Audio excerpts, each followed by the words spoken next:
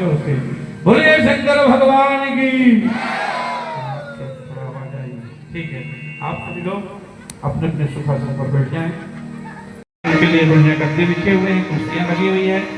आप सभी लोग सब समझदार हैं किसको कैसे बैठना है। और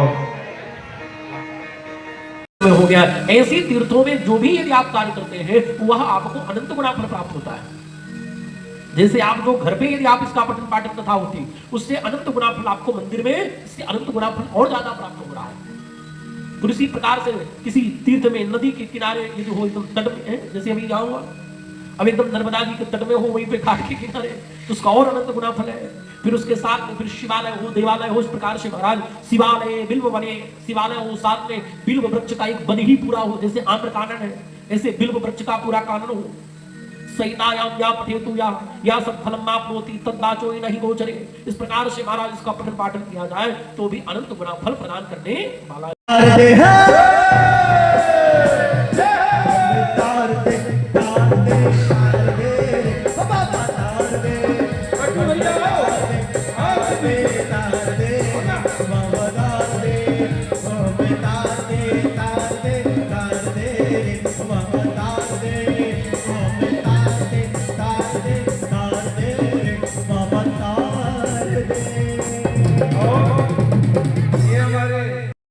सती मरत हरि सन बरमाना जन्म जन्म शिव पद अनुरागा बरमाना जन्म जन्म शिव पद अनुरागा। भगवान का एक बात बताओ।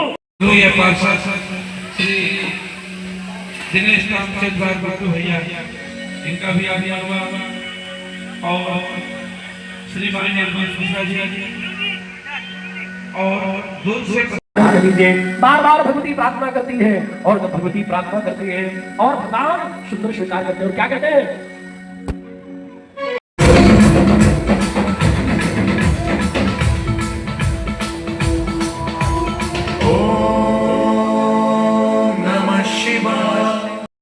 तालियों से स्वागत करते हुए भोले बाबा का हर हर महादेव। हम जो देख रहे पार्वती का और देख लें है ना बताते हैं तो हमारे मध्य में भी सुंदर भगवान शिव स्वरूप भगवान नारायण स्वरूप हरिहर जगत गुरु श्रीमान स्वामी महाराज जय हो। आपके चरणों में सारे तीर्थ धाम आपके चरणों में हे गुरुदेव पाए कंठ सारे नाम आए मुख से जो तुम वचन कहो वचन सिद्ध हो जाता है वचन सिद्ध हो जाता है। हे गुरु ब्रह्मा हे गुरु विष्णु हे गुरु ब्रह्मा हे गुरु विष्णु हे शंकर भगवान आपके चरणों में हे गुरुदेव प्रणाम आपके चरणों में हे गुरुदेव प्रणाम आपके चरणों में सारे तीर्थ धाम आपके चरणों में हे गुरुदेव प्रणाम आपके ये चूनर मारी ऐसी लगो गुरुदेव ये चूनर मारी ऐसी लगो गुरुदेव ऐसी लगो गुरुदेव ओ ऐसी लगो गुरुदेव ये चूनर मारी ऐसी लगो गुरुदेव ये चूनर मारी ऐसी लगो गुरुदेव। विशेष कोई अंतर है ही नहीं। शिवस्य हृदयम विष्णु विष्णुस्य हृदयम शिवा। तो भगवान विष्णु और भगवान शिव एक दूसरे के हृदय है और एक दूसरे की पूरक भी है। तो ऐसे सुंदर दिव्य शिव कृपा और शिव महापुराण में हम सबके मध्य से और कथा का विशेष फल। ये सौभाग्यशाली महात्मा आपके साथ में विराजमान और आपको आशीर्वाद दे रहे हैं। सतना और प्रयाग और अन्य जगहों में तो इनके आश्रम है ही, लेकिन मेन विशेष आश्रम इनके दो जगह पर है। तो ऐसा सौभाग्यशाली आप सब हैं, इतने अच्छे तपस्वी संत के मुखारबिंद से आप जो है कथा श्रवण कर पा रहे हैं। देखिए कथा मन लगा करके सुनना चाहिए।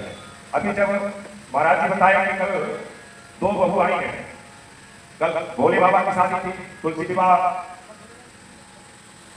तो हमको एक बहुत पुरानी बात याद आ गई। जब हम आपसे निवेदन करें हमारे यहाँ सभी समाज को अपनाया गया है, सभी समाज को भगवान भास्कर रामानंद स्वामी जी लेकर चले हैं और सबकी अपनी अहम भूमिका समाज की पूरे समाज को बनाने में लगी रही। जैसे हमको माला बनाना हो तो पहले माले को पूरे मन का बनाते हैं, 108 फूल तैयार करते हैं, या फूल का बनाना है तो फूल उतने तैयार करते हैं और फिर एक धागा के माध्यम से उसको पिरो करके एक करते हैं। इसी तरह हमारे चारों वर्ग के समाज के भाई लोग मिल करके ये सनातन का बिल्कुल बजा रहे हैं, झंडा लगा रहे हैं। इसलिए कोई छोटा बड़ा नहीं है, सभी हमारे अपने हैं। देखिए हम थोड़ा सा याद दिलाते हैं, हमारे यहाँ जब शादी विवाह होता है तो सबसे पहले यहाँ कुछ लोग खवास भी बोलते हैं और नागपुर तरफ हमारे तरफ श्रीवास नाई और अन्य के लोग सबसे पहले हर काम में आगे आगे हमारे यहाँ शादी विवाह रहते हैं। अगर हम अछूता मानते हैं तो हमारे यहाँ काहे को आता है भैया, जहाँ हमारी बेटी जल गई, जहाँ हमारे भगवान है, उसकी क्या जरूरत है? लेकिन नहीं, कहीं ना कहीं विशेष है, इसलिए उसको वहां तक प्रवेश है। फिर धोबिन हमारे यहाँ सिंदूर दान देने आती है, सिंदूर अपना वो मांग भर करके और सिंदूर दान करती है। तो वो उसका क्या है, अगर हमारे से तुम अलग हो तो फिर क्या बात की जरूरत है? और हमारे यहाँ वहाँ देवी देवता उस समय विराजमान हो जाते हैं और उस समय वो धोबिन आकर के वहां पर सिंदूर दान करती है। जितना समाज का व्यक्ति हमारे यहाँ है, सभी का नाम आप सब सभी को जानते हो, हर व्यक्ति की यहाँ भूमिका इस समाज में है और सबको मिलकर इस झंडे को लेकर चलना ही होगा, किसी को अलग नहीं मानना होगा। इसलिए हम सब मिलकर के एक झंडा लेकर जब चलेंगे तो हम जो है व्यवस्थित और सुरक्षित होंगे पूरा। शांति पूर्वक तो महाराज सुंदरदेव महाराज वर्णन करते हैं 3 पुत्र उत्पन्न हुए। दत्तात्रेय जी ने सुंदर 24 गुरुओं को बनाया, 24 गुरुओं के दत्तात्रेय जी का वर्णन विस्तार से वहां पर दिया है। ये महाराज चंद्रमा जो हुए ब्रह्मा के से इनको चंद्रमा को समुद्र में डाल दिया गया, बाद में वही चंद्रमा समुद्र से उत्पन्न हुई, भगवान के मस्तक पे विराजमान है और आगे चंद्रवंश भी चला है और हमारे जीवन को धर्ममय बनाए।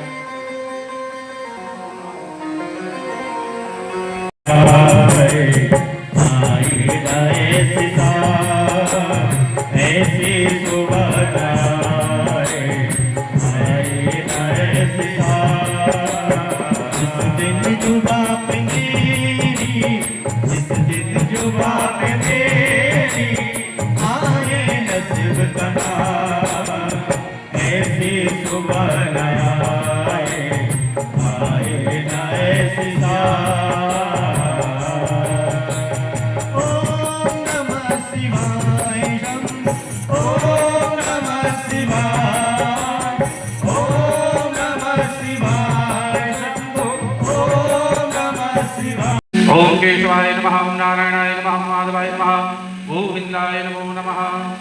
नारायणं नमस्कृत्यं नरं चैव नरोत्तमं देवीं सरस्वतीं व्यासं ततो जयमुदीरये। कृष्णाय वासुदेवाय परमात्मने प्रणतक्लेशनाशाय गोविंदाय नमो नमः। ये भाव है, ऐसा अनुभव करना है। जो आसपास जिनके निवास है वो धन्य है, दिन रात पहुंचे, कितने भाग्यवान हैं। सम्मुख बसे हुए हैं, नर्मदा का तट है और श्रावण का मास है। कथा का ऐसी मनोकामना करते हुए भगवान शिव के चरणों में अर्पण करते हुए बोले देवादिदेव महादेव की जय हो। हर हर महादेव। शंभो। निमित्त सुंदर दिव्यों, जब पूर्व में अभी अधिक मास के महीने में सुंदर दिव्य कथा हुई श्री यदुवंश मिश्रा जी के द्वारा, मिश्रा परिवार के द्वारा, उसी समय यह कथा की चर्चा चली थी कि शुद्ध श्रावण मास के महीने में शुद्ध कथा हमें श्रवण करना है।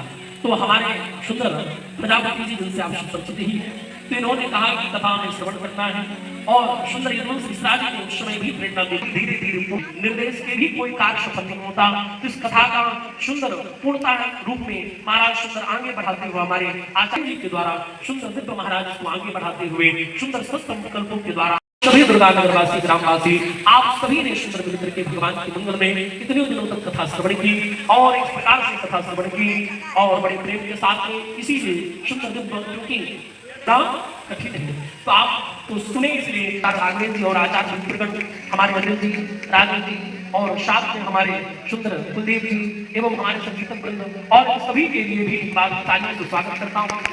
और ये नाम करवा के भी तन मन धन से हर प्रकार से सुंदर इस कार्यक्रम को सुंदर आगे बढ़ाते हुए